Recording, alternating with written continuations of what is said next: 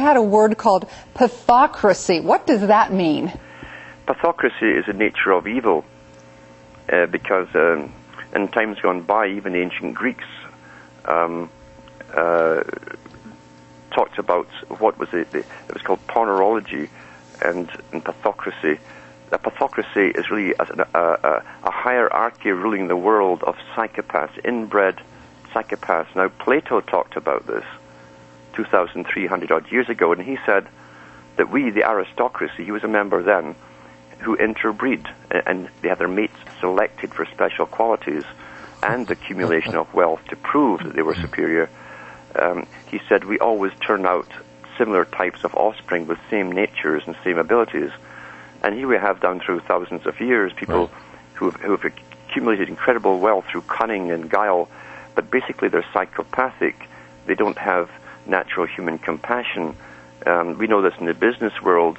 It's been written about recently too, that many of the bosses who get up to the top in the business world, the cutthroat ones, are psychopaths by nature. They thrive in a commercialized society because they can claw their way up, get rid of anyone standing in their way, and they have no guilt feelings about it. Yep, that's right. Now, this line of these people in the world, Alan, who belong to these organizations or who could be Illuminati members. I mean, if you have a certain amount of money, can you join? Can you become part of the elite crowd? Yes, much of it is very old money, and that was part of the prerequisites. It isn't simply a matter of winning the national lotto or the Irish sweepstake.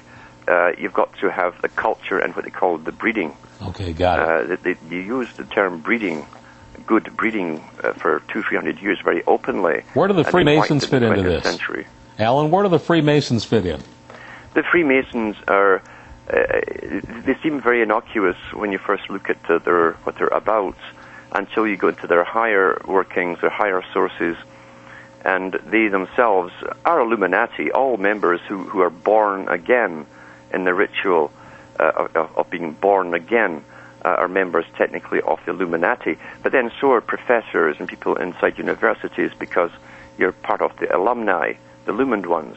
Right. The name came out and became very popular with conspiracy buffs over Adam Weishaupt. Now, he was only in charge of one branch of Freemasonry, and he took the heat for an agenda that really was throughout all of Masonry, and it's still on today, to perfect man himself. They're left to perfect that which the builders left imperfect. That's man himself, to rebuild him. Okay, Alan, we're going to have to take a commercial break. When we come back, I want to talk. There's so much going on in Tibet right now. The oppression by the Chinese of the Tibetan, and there's even talk of the Dalai Lama bowing out because of this. But this has much deeper roots than just these episodes that are going on right now. We'll be right back with Alan Watt.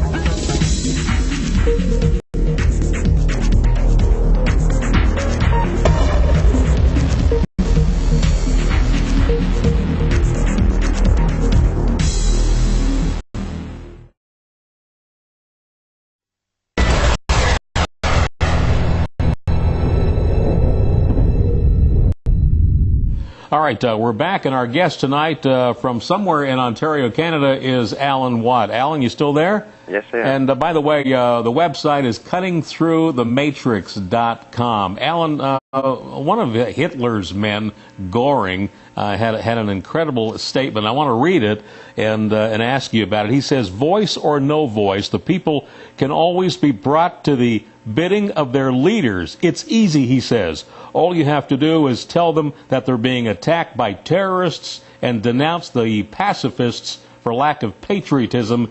And Goring says it works the same in every country. Alan, things just don't change, do they?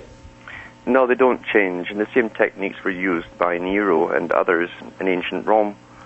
They always take away the public's freedoms and rights under the guise of the same thing, which is terrorism.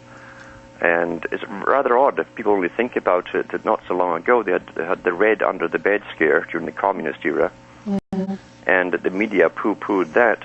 However, the same media that works again for the CFR is promulgating this hype of terror everywhere. It could be you, it could be your neighbor, it could be your own family, your offspring, and we're creating up a tremendous paranoia.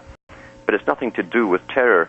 The true stampeding effort, and that's all it is to stampede the public through a massive change in their way of living to a totally ordered, controlled society where everyone's ID'd and cannot travel anywhere or do anything without the consent, the approve, and being monitored by the government. You know, that's why I wanted to talk about the Chinese. We've done all this trade with them. We are so beholden to them. We owe them probably our firstborn male children, all of us, and yet they have terrible human rights abuses. They are attacking the Tibetans right now. And they have the same thing. Everything is ordered, controlled. Are we just, is this a demonstration to show us what we're going to be having here? You're right, because the United Nations has stated on more than one occasion, it was also reiterated by Charles Galton Darwin, the grandson of Charles Darwin. He said, this is in the 1950s, he said this, he said, China will be set up as the model state for the world to follow. And the United States, the United Nations also has that published as well. China is the model state that we've all to follow, including with their birth control policy that's mandatory. And also, now we have this whole thing about them having the Olympics coming up very shortly. With all of that's going on, and the media seems to be turning a blind eye to it, is it just another way to convince all of us that it's okay to deal with this way? Oh, absolutely. You've got to understand, too, China, we know now that communism was set up by the big boys in the West. We funded the Soviet system through its entire existence. We fed them from Canada and the States. And so was China. Same thing again. It was set up to be a leader. And also China will be the main leader for all the Pacific Rim regions, something that Karl Marx talked about in the 1800s, a united Americas, a united Europe, and a far eastern Pacific region. Right. And China will be the dominant one, given authority over Australia and New Zealand eventually. You know, Alan, it kind of makes me laugh because the U.S. goes and invades any country it sees fit for whatever stupid reason. And I've always thought, you know, if China ever wanted to turn the tables and invade the U.S., I mean, we have 250,000 military people. They have over 1 million. And they have nuclear weapons. They could just run across the country, taking control of it anytime they wanted. Could they not? Yeah.